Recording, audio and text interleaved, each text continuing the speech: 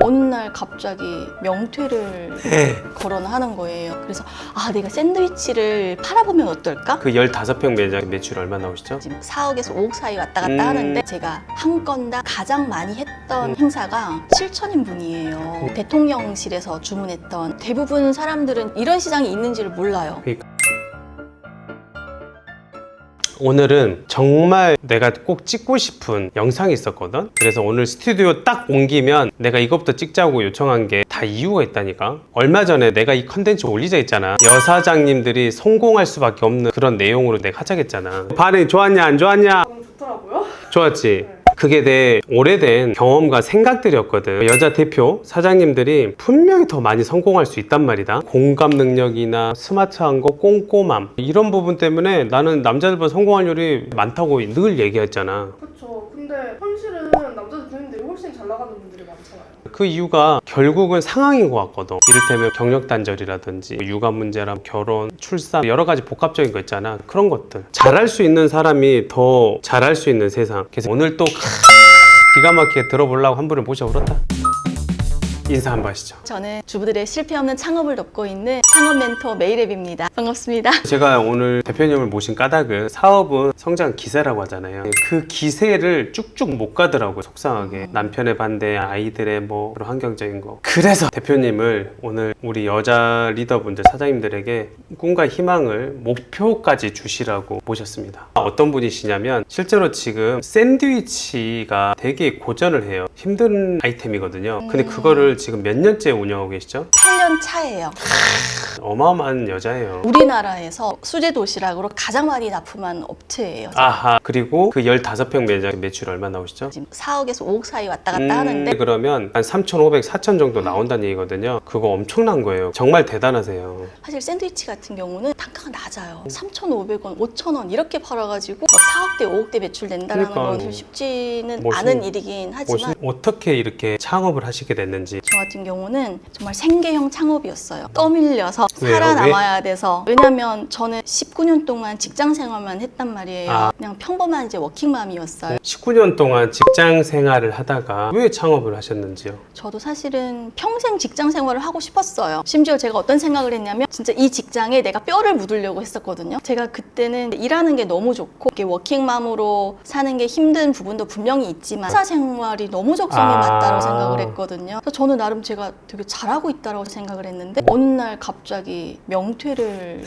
거론하는 거예요. 말한 이제 자꾸 둘러서 이렇게 면담을 하는데 이거는 분명히 나가라는 건데 그 말을 못하니까 어떻게든 좀 알아듣게끔 얘기하려고 노력하는 게 저한테 보였단 말이에요. 그럼 그때 눈치가 있었어요? 눈치야 제가 구단이죠. 제가 비서 아, 출신이거든요. 눈치 없이 있어야 되는데 그냥 근데 제가 또 그걸 못해요. 아쉬운 소리도 못하고 이렇게 막 나 있을 거야 나 생계를 위해서라면 진짜 그렇게 했어야 됐는데 이 자존심이 뭐라고 또 그게 안 되더라고요. 내가 당장 내일부터 안 나올게 이러고 큰 소리로 또 칠 수 있는 입장도 아니었기 때문에 그때부터 제가 고민을 하기 시작한 거예요. 만약에 회사를 못 나가면 나는 앞으로 돈은 벌어야 되는데 이 생계를 어떤 식으로 끌어나가야 될까 그런 고민 이제 하다가 제 취업도 솔직히 고민을 했었어요. 그러니까 그런데 대부분 거기서 이직을 하게 되잖아요. 그것도 나이가 젊었을 때 이직 얘기죠. 40대가 딱 지나가잖아요. 이력서를 보내도 열람 자체를 안 한대요. 찬밥이야. 그럼요. 딱 취업하기도 애매한 나이고 그렇다고 40이 넘은 나이에 어디 가서 신입사원으로 들어갈 수는 없잖아요. 그러니까 이런 부분들이 너무 애매하더라고요. 그래서 그러면 창업을 한번 해볼까? 라고 생각을 했었는데 그 고민부터 너무 막막한 거예요. 이렇게 많은 아이템 중에서 내가 할 수 있는 아이템이 뭐가 있을까? 밤새도록 잠은 안 오고 시간은 자꾸 지나가고 애기 학원비는 점점 늘고 있고 대출이자도 꼬박꼬박 나가야 되고 남편 버는 돈은 한정적이고 쥐꼬리만 했구만. 네, 지금도 여전히 우리 남편 보면 안 돼요. 절대 못 보게 해라. 우리 남편 차단해야 돼요. 괜찮습니다. 지금 괜찮아요? 남편은 저한테 엄청 고마워하고요. 제가 이렇게 사회적 활동을 하는 것 자체를 너무 자랑스럽게 생각해요. 진짜 별의별 걸 다 하려고 했었거든요. 집 청소하고 이런 것도 좋아해가지고 그러면 정리정돈 해볼까 생각도 했었고 또 실제로 제가 매니큐어 이 네일 아트를 좋아해요. 그 아이템도 해볼까 많이 고민을 했었는데 어느 날 아이한테 제가 빵을 좋아하다 보니까 아침은 보통 빵으로 준비를 해줘요. 저희 가족 식사를. 아침에 샌드위치를 만들어서 아들한테 아침으로 먹였어요. 근데 아들이 엄마가 만든 샌드위치가 세상에서 제일 맛있다는 거예요. 거예요. 근데 완전 들떠가지고 엄마 이거 진짜 맛있어 이러는 거예요. 사실 그런 말을 평소에 자주 했었겠죠. 근데 그게 너무 평범한 일상이다 보니까 저희가 보통은 그냥 간과하는 경우가 되게 많은데 그때 당시는 제가 이런 아이템에 대한 고민을 엄청 많이 하고 미래에 대한 이런 걱정 때문에 불안했던 시기였잖아요. 근데 그 아이 말 한마디가 동화줄 같은 느낌이 있죠. 꼭 잡고 싶은 그런 느낌. 그래서 아 내가 샌드위치를 팔아보면 어떨까? 잘할 수 있을 것 같은데 이런 자신감이 막 생기는 거예요. 딱 그날 바로 부동산에 전화했어요. 우리 집에서 가장 가까운 곳에서 가장 저렴한 곳을 찾아봐 달라라고 했는데 마침 45만 원짜리가 있다는 거예요. 내 평인데 그냥 딱 반듯한 내 평이에요. 내가 혼자 있기에는 너무나도 좋은 공간인 거예요. 그래서 그냥 그날로 바로 계약을 했잖아요. 계약 전에 그 추진력 대부분 여성들이 그게 쫄보라 안 된단 말이에요. 안 맞아요. 해봤기 때문에 네. 실행력을 높이기 위한 전략 방법들이 뭐가 있을까요? 저 같은 경우는 최악의 상황을 네, 상상을 해봐요. 예를 들어서 이걸 했는데 나에게 어느 정도의 손해를 입힐 건지를 먼저 상상을 하는 거예요. 사실 고민은 길게 하는 게 아니라 깊게 하는 거라고 해요. 길게 할수록 혼란스러워져요. 그래서 짧게 해서 정말 실패했을 때 내가 이 리스크를 감당할 수 있을까? 이 질문에 답만 할 수 있으면 감당할 수 있으면 그냥 무조건 고예요. 너무 좋다. 서민갑부 당시에 여자 백종원이라고 수식어를 달아줬는데 그건 진짜 뻥이 아니었네요. 시도해야 돼. 근데 분명히 시행착오가 엄청날 거야. 무수히 많을 거예요. 그때 막 오픈을 했는데 처음부터 잘 된 건 아니잖아요. 그럼요. 하루 매출 얼마 받았어요? 빵원. 한 손님 한 개도 안 왔던 거예요? 골목이다 보니까 지나가는 사람이 없어요. 그래 45만 원짜리 월세 모집하겠어. 지나가시는 분들은 대부분 이제 어르신 분, 워낙 노후된 주택가다 보니까 젊은 사람들이 거의 없어요. 근데 그런 골목에다가 제가 샌드위치 가게를 오픈을 했으니까 매출이 전혀 안 나오겠죠. 그거 어떻게 했어요? 너무 궁금한데. 사실 월세가 45만 원밖에 안 되는데도 너무 불안한 거예요. 그래서 이대로는 안 되겠구나. 내가 이 골목만 믿고 문을 열어놓고 기다리기만 하면 안 되겠구나라는 생각이 이제 뇌리를 확 스치더라고요. 이제 그때부터 SNS에 눈을 뜨기 시작을 했어요. 그 전에도 블로그는 육아 블로그를 하긴 했었거든요. 이게 키우면서. 그런데 이걸 홍보를 해야겠다는 생각을 전혀 못 했었거든요. 창업을 하면서도. 도저히 매출이 안 나오니까 진짜 건강한 맛이거든요.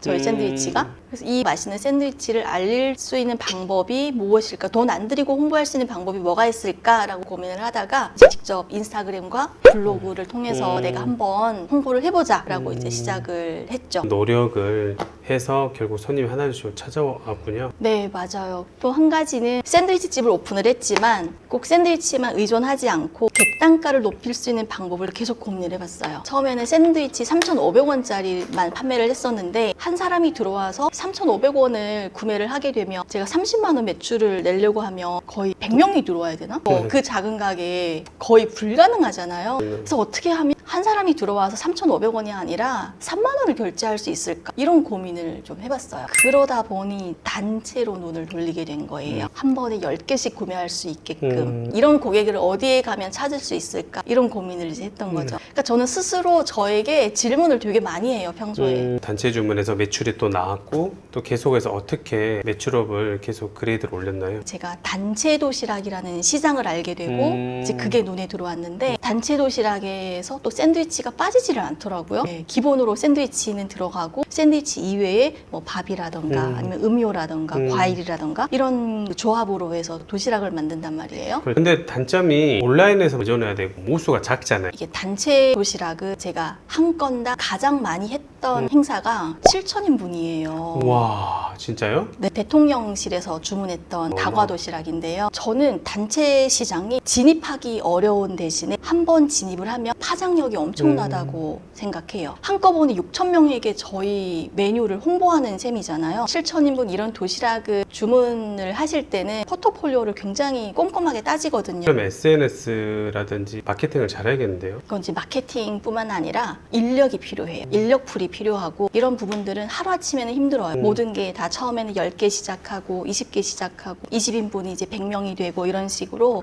차근차근 이 데이터가 쌓여가면서 경험치도 어느 정도 이제 쌓여가면서 점점 더 큰 행사를 이제 수주할 수 있게 커리어가 쌓여가는 거거든요. 그래서 제가 아까 단체 주문 같은 경우는 진입 장벽이 대신 한 번 진입을 하면 꾸준히 재주문으로 이어지게 되죠. 대부분 사람들은 이런 시장이 있는지를 몰라요. 그러니까. 단체 주문 시장이 있는지도 모르고요. 저도 그랬거든요. 막상 오픈을 해보니까 우리에게는 정말 다양한 선택을 할 수 있는 길이 놓여져 있는 거예요. 좋아요. 너무 좋아요. 그것 때문에 모신 거예요. 제가 직접 경험을 해보니까 정말 이 요식업 중에서도 세부화된 카테고리로 분류를 하게 되면 정말 다양하게 우리가 할 수 있는 아이템들이 진짜 많거든요. 이번에 이렇게 장사는 건물주다를 통해서 제가 가지고 있는 이런 노하우들을 많이 풀어드릴 수 있을 것 같습니다. 그런데 저는 진짜 그 돈값을 한다라고 생각을 합니다. 몇 배 이상의 투자 수익을 받을 수 있도록 제가 또 있는 거 없는 거 막 풀어주는 스타일이기 때문에 이제 강의를 들으시는 분들이 리액션만 좋아도 탈탈 다 털어드릴 거예요. 여기 리액션 다들 또라이예요. 우리 오프라인 클진 앞이대. 우리 다 장난 아니지. 뭐?